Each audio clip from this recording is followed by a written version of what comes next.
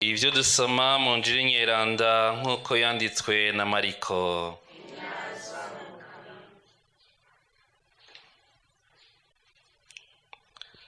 Muri iryo minsi Yezu yabariye ishengero ry'abantu ati: banga amatwi mwese mutegere, nta kintu c'imisozi cinjira mu muntu ngo kimutyoze, ikiva mu muntu nico kimutyoza. Uwufise amatwi y'ukumva niyumve. Yezu amaze kwinjira mu nzu ari kure y'ishengero, abigishwa biwe baramubaza uwo mugani. Arabishura ati: mbega namwe niko mumeze? Muri ibiburabwenge? Ntimutegera ko ata kintu c'umusozi cinjira mu muntu ngo kimuhumanye, kuko kitaja mu mutima, ikija ariho mu nda, hanyuma kikazoja hiherereye.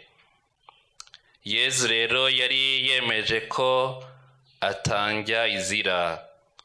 Arongera ati: ikiva mu muntu nico kimuhumanya, nkako imbere mu mutima w'umuntu niho hava ivyiyumviro bibi, ubusambanyi, ubusuma, ukwica, uguhemukira abagenzi, umunoho, indambi, uburyarya, ubushegabo, ishari, ukwararaza, ubwishime, uburogorogo.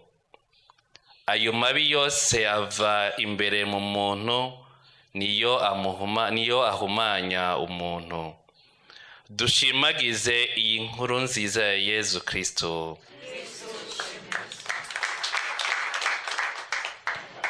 Yezu amaze kwinjira mu nzu ari kure y'ishengero, abigishwa biwe bamubaza uwo mugani. Bavukanye, tuzirikane kuri uno munsi ko umukama umwe wese mu bari ngaha yamubwiye kuduga. Navuga nti mu cumba co hejuru, kuduga hiherereye, kugira ngo amubaze ivyo adatahura mu buzima bwiwe. Twama tubizirikana kenshi mu majambo y'Imana mu nkuru nziza. Hari igihe Yezu agerageza gusigurira abigishwa canke ishengero ririko riramukurikira, aribwira mu migani ntiritahure ico ariko ararisigurira, ariko mu nyuma ari kumwe n'abigishwa biwe bakamubaza ico uwo mugani usigura. Natwe kenshi hari igihe tumera nk'iryo shengero, turi mu kinyigimbe c'abantu, turi muri vyinshi, ugasanga hari byinshi tudatahura mu buzima. Hari vyinshi novuga ntitubona, ntidutegere, hari bidushikira ntitubone ico Mukama ashaka kutubwira, kuko novuga nti turi mu rwamo, canke novuga nti turi mu kinyigimbe c'abantu, turi mu rwinshi. Umukama rero uno munsi ashaka kutwibutsa ko kugira ngo dutahure ivyo turimwo, kugira ngo dutahure ico Imana ishaka mu buzima bwacu, tugerageza kuduga, tukava muri urwo rwamo, tukava muri abo bantu benshi, ngo ashobore kudusigurira ibyo tudatahura. Ariko arababwira ko igityoza umuntu ari kimuvamwo, igityoza umuntu ari kiva mu mutima wiwe, igityoza umuntu ari ivyo biri mu ntimatima z'ubuzima bwiwe. Abo yariko arabibwira ntibavyumva, kuko nk'uko twabizirikanye ejo, baragerageza kwitwararika ivyo hanze, mu gukaraba, mu koza iki, kugira ngo bagerageze kuba beza kandi beranda, bagerageze kwityorora, ivyo bikagarukira hanze. Abanyisirayeli babona ko ivyo bikwiye, ivyo mu mutima ntibavyinjiramwo. ariko natwebwe rero no munsi bavukanye umukama arashaka ko tuduga tukava muri urwo rwinshi rw'abantu tukava muri novuga nti muri urwo rwamo rwuzuye ngo tuduge dushobore gutahura ubunywanyi dufitaniye nawe.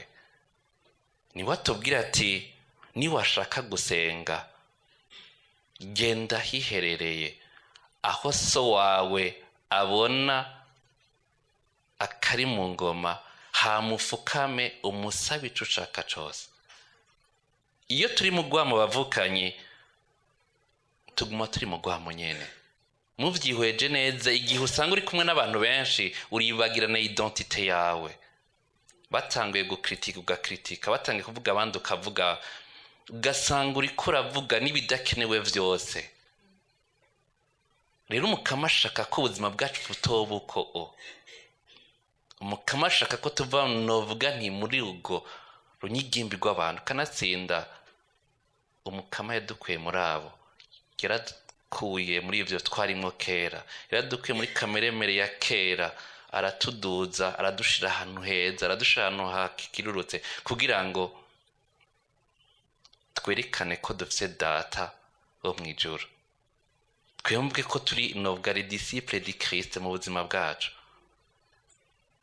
turafise n'akazi, turaba Kristo, twarakire Kristo mu buzima bwacu, ntitegeza kwigenza nk'uko abandi bigenza. nico gituma novuga ni yadukuye muri bariya bapagani aratuduza kuko twumvise ijwi wiwe ngo tuje ahantu novuga nti ashobore kutuyagira ijambo riri ku mutima, ijambo ridukeneye ryo dutuma novuga nti ubuzima bwacu bugira sens, ubuzima bwacu bugira agaciro.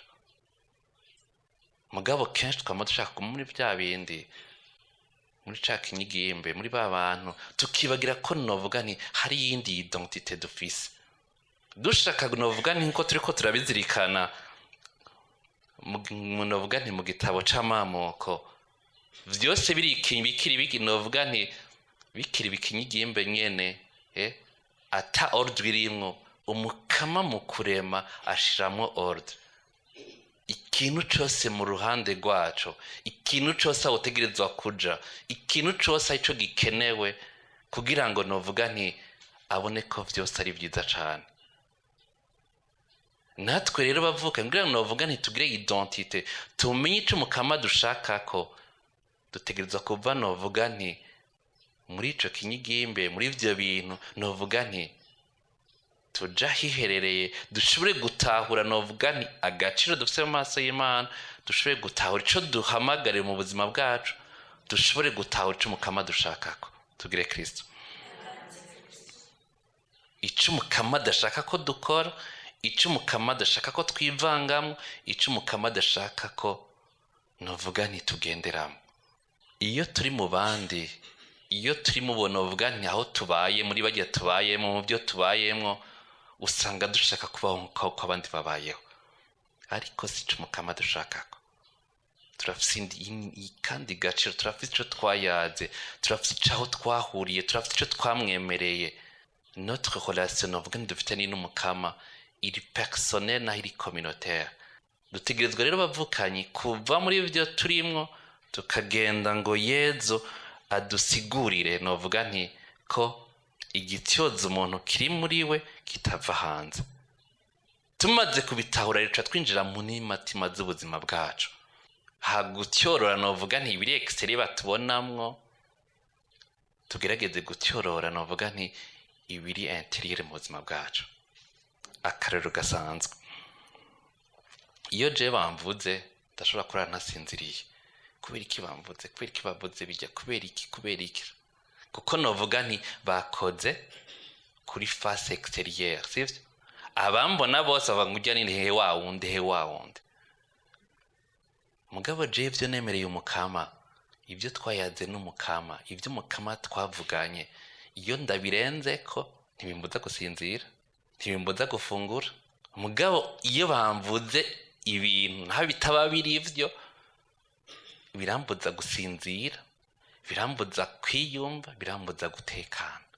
tugerageze rero no munsi bavukanye tuduga aho handi ku rundi rugero, twinjire mu mutima z'ubuzima bwacu.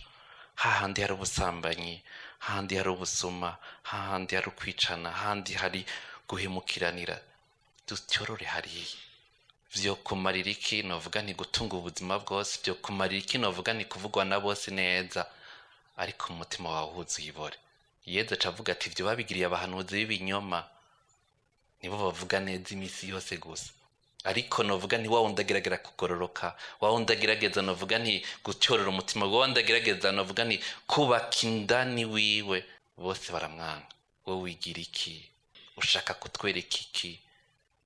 No gukora iki bakagigukorera? Kuko novuga nti